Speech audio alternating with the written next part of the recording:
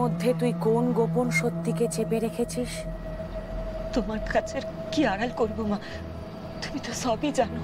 তুই নিজে মুখে বল, মন হালকা কর। সে অনেকদিন আগের কথা মা। বিয়ের পর আমার স্বামী আমাকে দক্ষিণ ভারত নিয়ে গেছিল। ওখানে সে একটা কারখানায় কাজ করতো। রাতের বেলায় কারখানায় কাজ করতো আর দিনের বেলায় ওখানকার হিন্দু বাঙালিদের বাড়িতে যজমানি করতো।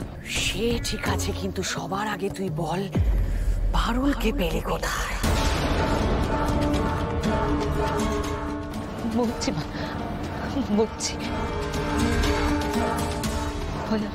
আয়াপ্পানের দলের এক ডাক্তার দিদি, সে তার নিজের সন্তানকে আমার স্বামীর হাতে হাতে তুলে দিয়েছিল। ডাক্তার? তার মানে সৌমিত্রর ফার্স্ট ওয়াইফ নিরুদ্দেশ হয়ে সাউথ ইন্ডিয়া চলে গেছিল। ওই কদিনের মধ্যে ডাক্তার দিদির ওপর বড় মায়া পড়ে গেছিল আমার স্বামী।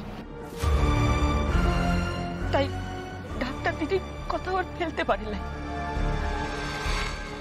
দুধের শিশুকে আমার আমার আমার হাতে তুলে দিয়ে বলেছিল,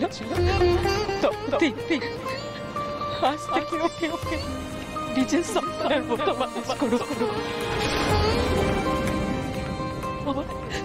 আমার স্বামী নিজে নাম দিয়েছিল পারুল। আর সেই থেকে পারুল আমার নিজের সন্তান। সত্যি বলছি মা, আমার নিজের টগর পড়াশোনা থেকে কোনদিন ওকে কম করে দেখি না। আজ অব্দি এই সত্যিটা আমি আর আমার স্বামী ছাড়া আর কেউ জানতো না, পারুলও জানতো না। কিন্তু তুমি তোমার ঠিকাল ধরছি, তাই তোমাকে সবটা বললাম। তুমি আমার সন্তানদের আশীর্বাদ করো মা।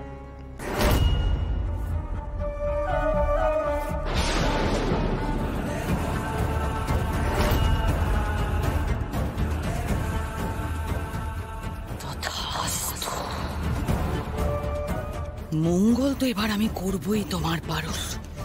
তুমি যে আমার এত বড় প্রতিপক্ষ তা তো আমি আগে জানতাম না। চোটের জায়গায় লেগেছে তো তাই ব্যথাটা বেশি হচ্ছে। আর আপনার চিন্তা নেই, চুন হলুদ তো লাগাচ্ছি আর রায়না ওষুধ দিয়ে গেছে, ঠিক হয়ে যাবে। সবকিছু তোমাদের সিদ্ধান্তে হবে না, বেশি বড় হয়ে যেও না। আমি যেটা বলছি সেটা শুনবে।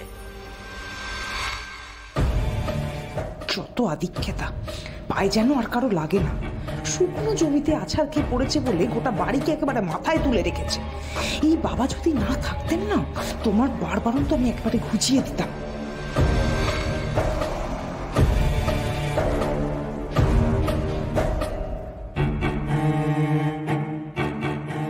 ডাক্তারদা, আমি আশু বলছি।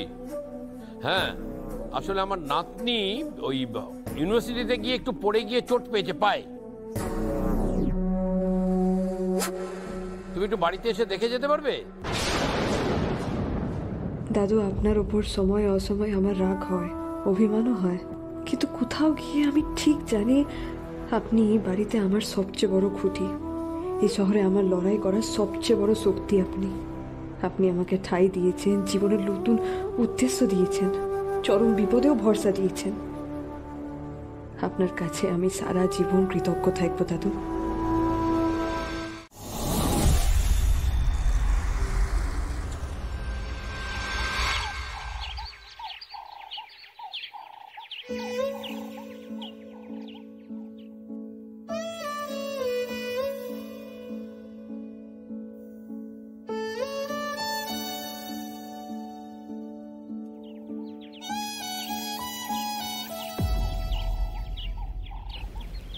পারুল দিদি,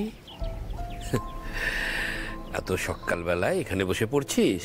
ওই ঘরে বসে পড়লে ঘুম ঘুম পায় আর কি, তাই একটু জায়গা বদলায়, হাঁটাচলা করে কখনো বসে পড়ছি। পর পর তোকে দেখলে না মন ভরে যায়। আমার বাকি নাতি নাতনিদের জন্য তো আর এই দৃশ্য দেখার সৌভাগ্য কোনোদিন হয়নি আমার।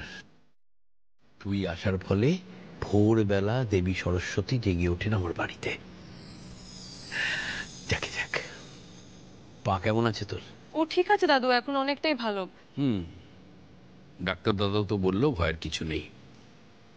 দেখ, যদি ব্যথা কমে যায় না তাহলে এক্সরে করানোর দরকার নেই, বুঝতে পেরেছিস তো? আমি আসি রে।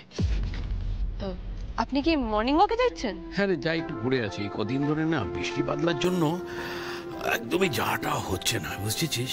আমি যাই, তুই পড়াশোনা কর। হ্যাঁ, আপনি সাবধানে যাবেন দাদু। I hope. Good morning. Good morning.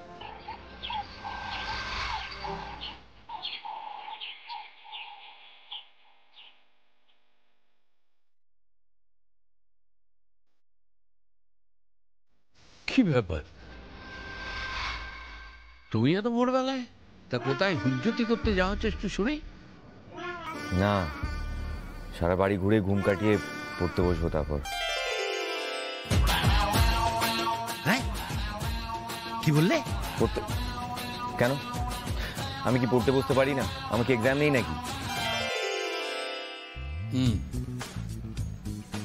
দিনকাল পাল্টাচ্ছে। ভালো ভালো, দেখো কতদূর কি করতে পারো। মুডটাই বিগড়ে দিল। এই রে, দাদু যে বেরোলেন, গলায় মাফলারটা তো দেখলেন নাই। বৃষ্টি বাদলা হয়েছে দুদিন, আজকের ওয়েদারটাও স্যাঁতস্যাঁতে। এই সাত সকালবেলায় গলা খালি থেকে ঠান্ডা লেগে যাবে। যাই, মাফলারটা দিয়ে আসি।